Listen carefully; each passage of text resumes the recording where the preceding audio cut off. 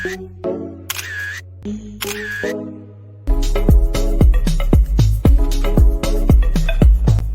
္ဂလာပါစုပလာပါဒီနေ့စုက EDC ပွဲလှုပ်သွားတဲ့ဖန်ထောင်ပြီးနာတလျှောက်ကိုရှောက်သွားမှာပဲဖြစ်ပါတယ်စုနဲ့တူတူလိုက်ခဲ့ကြပါအောင်နော်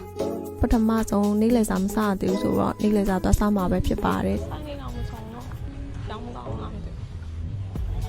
ဒီဆိုင်လေးကအရင်တော့စုလို့ထိုင်နေကြပဲညနေပိုင်းလာထိုင်တာပေါ့နော်ဒီဆိုင်လေးကအခုတွဲတဲ့အတိုင်းထိုင်လို့ကောင်းတယ်ပေါ့နော်ဆိုင်ကြီးလောက်လဲဈေးမကြီးဘူးဒါပေမဲ့ဒီတစ်ခေါက်တော့အစားအသောက်အစင်မပြေရနဲ့စုတော့မထိုင်မဲနဲ့ထွက်ခဲ့လိုက်ပါတယ်စုတော့နောက်ဆုံးပဲဆိုင်မှာထိုင်ကောင်းမလဲဆိုပြီးတော့စဉ်းစားရင်းနဲ့7-Eleven ကိုဝယ်ရောက်လာတယ်ပေါ့နော် 7-Eleven မှာထမင်းဘူးဝယ်ပြီးတော့ထိုင်စားမယ်ဆိုပြီးတော့ထမင်းဘူးရှာရပေါ့နော်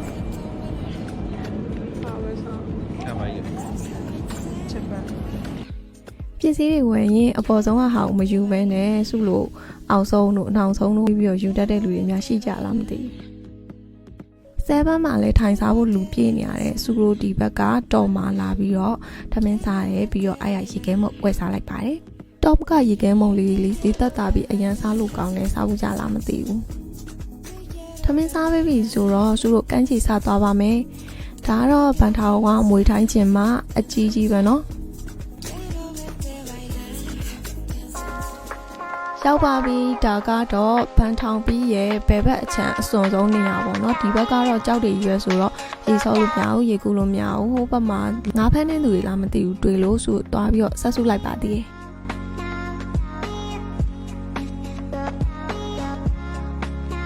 ငါလို့တော့မဟုတ်ဘူးပေါ့နော်ဒီလိုကြောက်ကြားထဲမှာနေတဲ့စီဖုအစုံချနေကြတာပေါ့နော်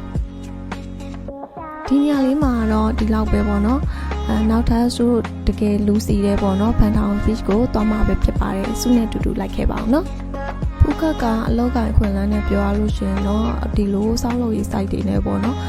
စားတောက်ဆိုင်ကြီးမှာစုမြန်မာတွေလောက်ကြတာများပါတယ်ကန်းကြီးရဆိုင်ကြီးမှာဆိုလို့ရှိရင်အုံသီးတစ်လုံးကို2ဆခွဲလောက်စီပို့ပေးရလို့စုကတော့ကက်ချီသွားအမြဲတမ်းဒီအပြင်ဆိုင်ရပဲဝယ်သွားလိုက်တယ်ရောက်ပါပြီဒါကဖန်ထောင် beach ပါဒီတစ်ခုကအခုမှအသက်ဖွင့်ထားတဲ့ပလာဇာလို့ပုံစံအသေးလေးပေါ့နော်စုလည်းတခါမှမရောက်ဘူးလားနဲ့ရှောက်ပြီးတော့ကြည့်လိုက်တယ်ဘာမှတော့တိတ်မရှိသေးဘူးအိမ်ဆိုင်ရဲ့အေးဆိုင်ရဲ့ဝီးဆိုင်ရဲ့ပဲတွေ့ခဲ့ပါတယ်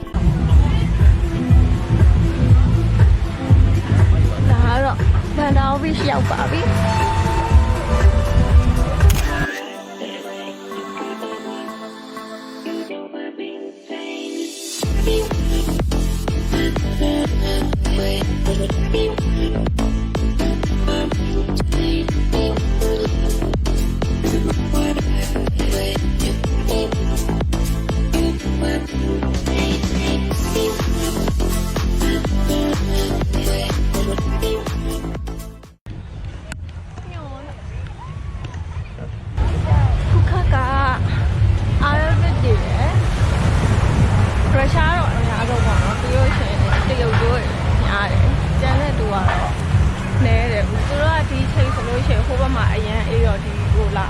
အေးချောင်းတာပေါ့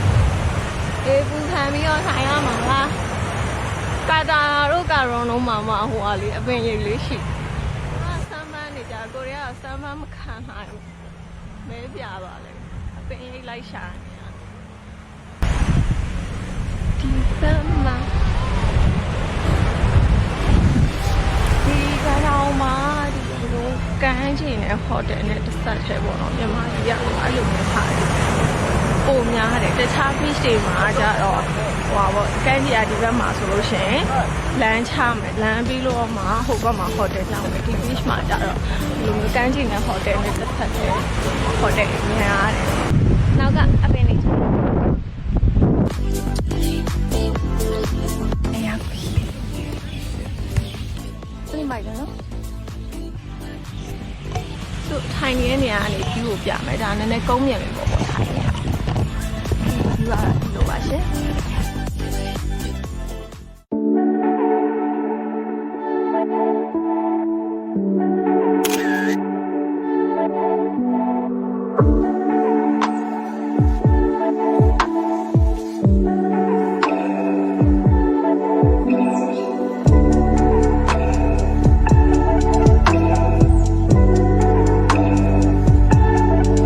ကမ်းခြေမှာနေဝင်လာကြည့်ပြီးသားရင်စုတို့ဘန်တာတဝိုက်ကညာဖက်ဖွနဲ့စားတောက်ဆိုင်လှလှလေးရှိဆက်သွားကြမယ်နော်ဒီနေရာကဘုတ်အဗန်ယူပေါ့နော်ဒီမှာတောက်ကြတယ်ဆိုလို့ရှိရင်ညာလေးရှိပါတယ်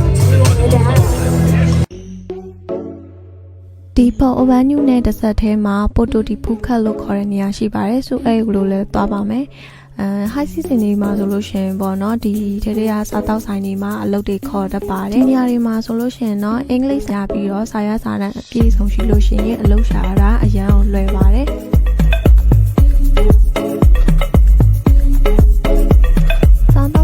ဆိုတော့ F&B အလုပ်တွေအထုံးစံအတိုင်းလာစာကတော့အများကြီးမဟုတ်ပေမဲ့ပြီးလို့ရှိရင် tip တို့ပေါ့နော် service charges တို့ထပ်ပေါင်းလို့ရှိရင်တော့မစိုးဘူးလို့ပြောလို့ရပါတယ်